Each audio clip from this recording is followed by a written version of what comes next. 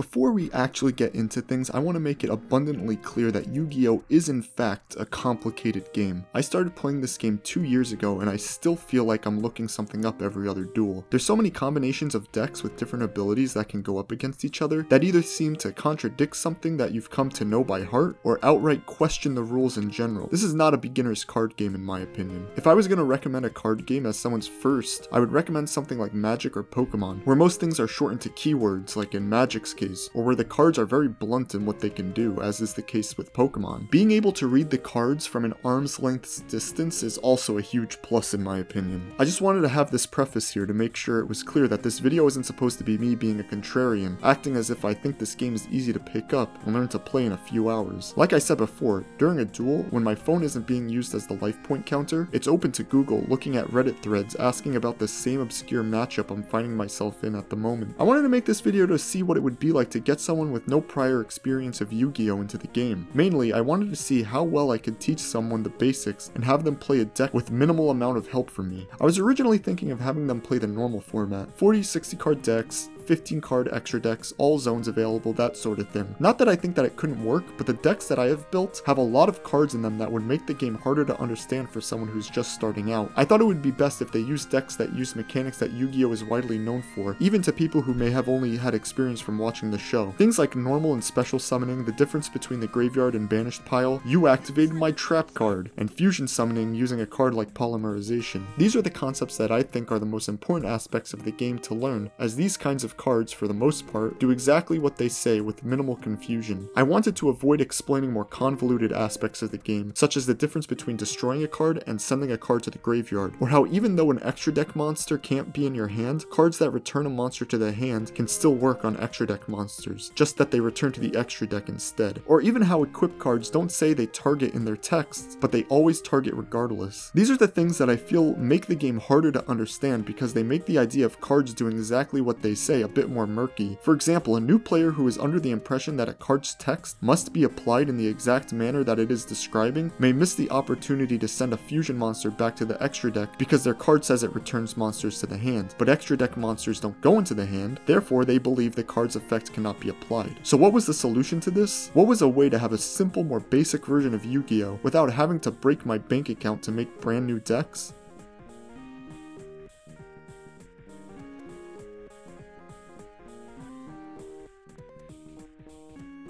This is Yu-Gi-Oh! Speed Duel. It comes with 4 pre-made decks and has a different format associated with it. 20 to 30 card decks, 5 card extra decks, 3 monster and spell and trap zones, no extra monster zones, and each player starts with 4,000 life points instead of the standard 8. There's also an added mechanic with these character cards that have their own effects that can be activated. However, we won't be using the skill cards as I want this to be as close to the standard format of Yu-Gi-Oh! As possible. This was a slight mistake as I'll come to realize later. This set in particular is the Midterm Destruction set and comes with 4 pre-made 20 card decks modeled after decks used by the characters in the show, as well as some extra cards that can be added into decks from other Speed Duel sets or put into the ones in this set. I decided to go with this method for teaching the game because the decks fit the criteria I mentioned before pretty well. Also, it was dirt cheap compared to what you'd pay for a 40 to 60 card deck. After doing some test hands, I decided that my opponent should use the Neo-Spacian deck. The deck uses fusion monsters that can be special summoned from the extra deck by shuffling 2 of the monsters listed on them, one of them always being Neos, back into the deck when they are out on the field. There's also a fusion monster that can only be fusion summoned, meaning it needs a fusion card to bring it out. The extra deck monsters have an effect where they return to the extra deck at the end of the turn, but there's a field spell that not only prevents this, but gives them and Neos a 500 attack boost. The trap cards also have effects that allow you to banish them from the graveyard. To me, this was a perfect deck for a new player. It utilizes the extra deck in 2 ways, being special summoning and fusion summoning. There are spell cards that have very helpful effects that show off their utility in a duel. Now before we get into the actual dueling, I have a few disclaimers. 1. I'm not the best teacher. Explaining things in the moment has never been my strong suit, and even with the pre-made explanations I gave, I believe I could have done an overall better job. 2. I taught exactly one person, so I wasn't able to compare multiple people's understanding of the game to come to a more solid conclusion. 3. There was only one session of dueling, so there's no analysis on how quickly someone can learn over multiple sessions. Think of the duel session in this video like this scenario. You're hanging out with your friend in your room one day, and they spot your Yu-Gi-Oh! Stuff. They ask you what it is and you explain that it's a card game that you can teach them. How much do you think you can teach them before they have to go home? So anyway, here's those pre-made explanations I was talking about. So before we began the first duel,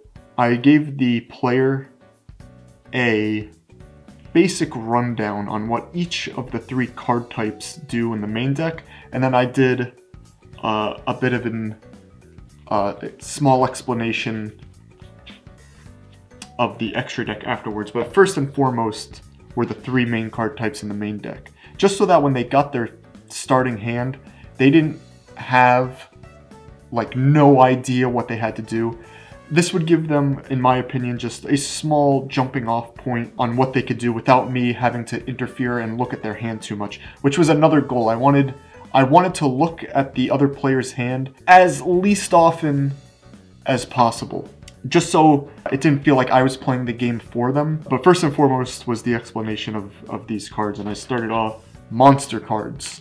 2 kinds of monster cards. Normal monsters, they don't have any effects that can be activated, i.e. special abilities. They are just monsters that can attack. You can normal summon 1 monster a turn, and to normal summon, that monster has to be level 4 or lower, as indicated by the number of stars underneath their name. To normal summon a monster higher than level 4, in this case Neos is level 7, so that means it would require 2 monsters on the field. You would need to send them to the graveyard to be able to summon them. To summon Neos. We have effect monsters. Effect monsters in their text, instead of having flavor text like normal monsters do, they actually have abilities that can be activated depending on what the text says, obviously. Sometimes they can be activated from the hand, but they can also be activated when they're summoned or when they're already on the field. Next up we have spell cards, which can be activated straight from your hand and are sent to the graveyard after using them. You just activate them and apply their effects. There are different kinds of spell cards, but I went over them as they came up, as is the case of something like Neospace or Miracle Fusion. Finally, we have trap cards, which are set face down in your spell and trap zone and can only be activated after the turn they are set. They can be activated on your opponent's turn. They can do things such as provide protection. For this deck, there are 6 cards in the extra deck. 5 of them do not require a fusion spell card to bring them out. They can simply be special summoned from the extra deck by using the material listed on them, which in all of these cards, including the 6th card, which must be fusion summoned, all require Neos, and the materials get shuffled back into the deck. And then there's this card, which I can't imagine wouldn't be the boss monster of this deck, Elemental Hero Brave Neos, which requires Elemental Hero Neos and 1 level 4 or lower effect monster. As it says on this card, it must be fusion summoned, meaning you need a card like Miracle Fusion. Now, that explanation might have seemed a bit contradictory to what I was saying before, about not wanting to overwhelm the new player with an abundance of information right from the get-go, but I felt like it was important here just so that they knew that these guys, fusion monsters, the extra deck, whatever, are very powerful monsters in this case, and I wanted them to be able to know that they could access these without needing something like this. The person I'm teaching Yu-Gi-Oh! To is my sister, who has never played a trading card game before. So as far as people's first duels go, this one went pretty smoothly. Explaining the basics to her for the first time made me realize just how crazy it must have sounded from an outside party. I also quickly realized that saying that something can be summoned needs an additional explanation about how that means putting monsters on the table. Despite this, my sister was able to show a pretty high understanding of what I was talking about. I only looked at a card in her hand once to make sure she wasn't missing out on a potential summon, summon. I also had to explain the difference between tokens and other monsters due to Dandelion's effect going off. The deck I was playing was Arcana Force, easily the worst deck in the box in my opinion, as it relies on winning coin flips. I chose this deck for her first duel so that she'd have a bit more of an advantage. I also decided to go first in order to lead by example and show what a turn could look like. My first turn was pretty bland. The only thing of note was the activation of Cup of Ace, which ended up allowing her to draw 2 cards instead of me. I passed the turn, and from there she was able to start up a beatdown that would last 3 turns. You have monsters, you see the stars underneath their name? Yeah. That's their level. Okay, okay. Oh shit, oh shit. If you... Wait, can I show some? I don't know if the lights I don't know how many stars it can have, but that's a lot. At the end of her second turn, she had 2 monsters on the field and had me down to 2,700 life points. I was completely unable to get a monster on the field, which allowed her to win the game by tributing her 2 monsters for Neos, which got a 500 attack buff from Neospace and attacking for game. Wait, I think I'm about to beat you though. Yes, I can't defend myself. Wait, so I'm going to attack. Okay. With this guy. How much attack does he have? It's only 500, but with this he gets 500, so it's 3,000. So you're at negative 300. I can't do anything, so... I can't do anything, I lose.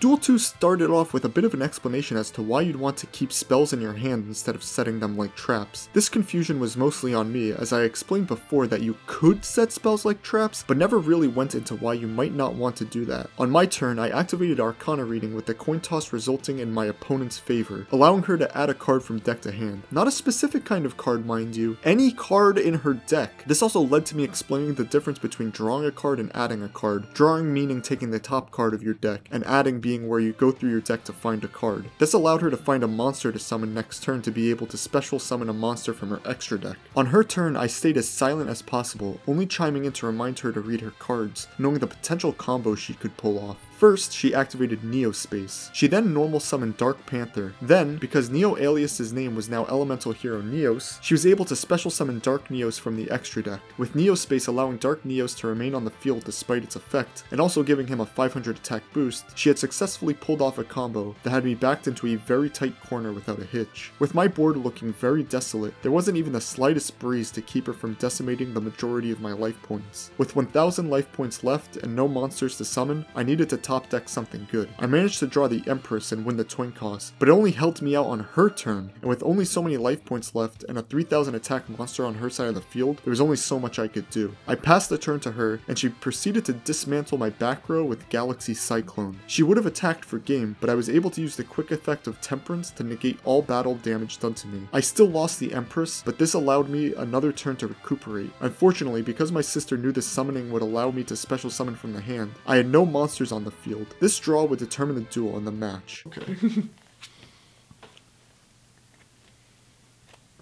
Fuck.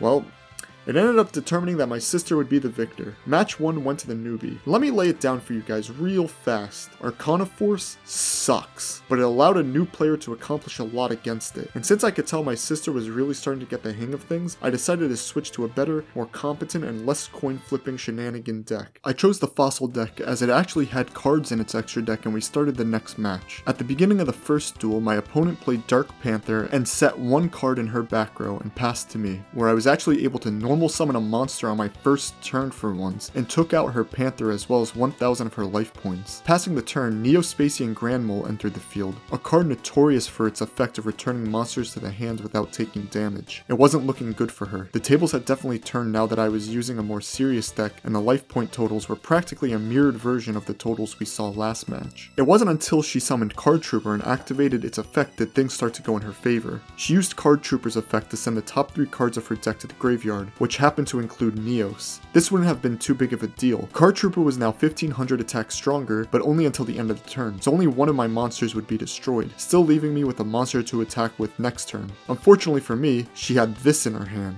So I can... There's only one guy you can get out of the graveyard with that. I can cast, and then it's an Elemental Hero, which is Elemental Hero Neos, which I can... This is a special summon, yeah, so I can so you can do it. I can do it. And then I shall attack. My board was cleared. On my turn, I summoned Weathering Soldier and attacked into Neos to be able to search Fossil Fusion. Unfortunately, Fossil Fusion was not included in the deck, so I added a card that mentioned it instead. This may seem like a stupid deck to not have a fusion card for your fusion monsters, but it's because you're meant to use the skill card to fusion summon for this deck. And since we weren't using them, and I hadn't made myself familiar with the Fossil deck before we started playing, I was just gonna have to deal with it. However, because of this blunder, my sister was able to win with exactly enough attack to win the game. Despite losing, the playing field was much more even compared to the last deck I was using. The fact that my sister actually lost life points is proof enough of this. The only thing missing was Fossil Fusion to completely even the playing field, so I changed decks again, this time picking up the final deck in the box, Dinosaurs. I ended up using Dinosaurs for the rest of the session. I got to go first and finished my turn after summoning Dark Triceratops. My opponent normal summoned Elemental Hero Prisma, which is a very good effect for this deck. Prisma lets you reveal an extra deck monster and then send one of its materials to the graveyard, which then changes Prisma's name to the sent monster's name. This is good if you don't have Neos, but have everything else for a fusion summon involving him. It took very little explaining from me for my sister to understand that Prisma could effectively become anything for a fusion or special summon from the extra deck. We took some time to go through the deck to discuss some examples of how Prisma can be used. Ultimately, she decided not to send Neos using Prisma's effect, since there's only one Neos in the deck, and the effect only lasts until the end of the turn, so she passed the turn to me. I used Tail Swipe to return Prisma to her hand and attacked her for a whopping 2400. On her turn, she asked me about EN Shuffle. It took a bit for her to fully grasp what the card did, and I think that was partly my fault, since I'm pretty sure it's because I didn't properly explain that cards you control are the cards on the field. She used EN Shuffle to shuffle Prisma back into the deck and special summon out Neos, who had that additional 500 attack from Neospace, destroying my Dark Triceratops and cutting me down 600 life points. On my turn, I couldn't do much. I had Dynabase in my hand, so I decided to pass the turn and lose some life points to hopefully be able to special summon it next turn and eventually bring out my Dynatank. I unfortunately did not predict what would happen next. I normal summon Dandelion, and then, wait, this isn't, how do I know if it's fusion or... It'll say, so after the line that has the material, if it says fusion summon or special summon. Motherfucker. Okay, wait, hold on. Was it the big guy? Okay, wait, Yeah, I have Miracle Fusion though, so I will cast it, and then I will take these two away into the graveyard, and I Holy will punch shit. that guy. Oh my fucking god. Miracle Fusion goes to the graveyard. Does this guy still get... Yep. Yes! Brave Neos was on the field now and I had a cleared board again. After a little reminder, EN Shuffle's graveyard effect also went off, causing Neos to return to the deck and allowing my sister to draw a card. We also forgot Dandelion's effect when it was sent to the graveyard, but that's just Yu-Gi-Oh! Sometimes. I tried to rebuild by using Adam Adorned Alligator. Brave Neos destroyed my alligator, sending me down to a measly 400 life points. But it wasn't all bad, since Dynatank could now be special summoned. But it didn't matter since I had gotten Big Evolution Pill last turn, letting me bring out Ultimate Tyranno with a normal summon. I then made Dynatank to beef up my defenses, which in retrospect was a bad move, since Ultimate Tyranno and Brave Neos had the same attack points anyways. I thought I could eventually come out on top with a little time, but on her turn, my sister normaled Cross Porter and used its effect to special summon Grand Mole. Once again, I was left with no monsters, but I could still protect myself by normal summoning Ultimate Tyranno thanks to Big Evolution Pill, completely forgetting that she could just normal summon Grand Mole, clearing the way for Brave Neos to clean up, which is exactly what happened. The second duel of this match was probably our longest duel. She was able to pull off a longer combo involving Card Trooper's effect to send the top 3 cards of her deck to the graveyard, and then using Contact Gate to banish the new additions to the graveyard to add some extra muscle to her side of the field. This included Hummingbird, which netted her an extra 1500 life points. I made quick work out of the majority of those extra points, but she was able to bring out Elemental Hero Glow Neos with a combination of Card Trooper's effect and EN Shuffle, taking out my monster. On my turn, I got our life points close to even with each other. I was also able to use the Typhoon Trap to destroy Neospace, meaning that Glow Neos lost its 500 attack bonus and would be returned to the extra deck on my sister's end phase. However, the hero deck continued to surprise me. Oversoul was then used to bring out Neo Alias. She normal summoned Hummingbird and once again gained 1500 life points. Her force of monsters overwhelmed me and I was once again utterly defeated at the hands of the hero deck. Alright, last match of the night. I decided against my better judgment to give Arcana Force another shot. I knew it wasn't the best deck in the box, but I felt like my sister had a solid understanding of the game, and I was very curious to see the potential of this deck back if I didn't lose every coin flip. Going first, I mimicked the first duel we played that night and activated Cup of Aces. We also decided to use the dice as a coin to prevent my phone, which had the life point counter on it, from continuously falling over. Heads was even numbers, tails odd. Drawing my 2 cards, I proceeded into activating the field spell Light Barrier and normal summoning the Emperor. I lost the flip though, causing the Emperor to lose 500 life points. I tried to protect myself with a back row card, but my sister's Cosmic Cyclone saw to it right after she summoned Alias, which then made quick work of the Emperor. On my turn, Light Barrier wasn't helping me, and I didn't have anything to use against Alias, so I set a card and passed. After she drew, my sister banished Cosmic Cyclone to try and destroy my back row card. I was able to chain the card to it before it got destroyed, which prompted a brief explanation of how chaining works. My card didn't turn the tide too much though, it only swapped Alias's attack and defense points. She swung at me for 1300 and passed. On my turn, Light Barrier still wasn't working out for me, but the lovers I summoned did. Getting heads allowed me to count it as 2 tributes for a summon. However, since I already normal summoned that turn, I couldn't take advantage of this, so I just swung at Alias instead.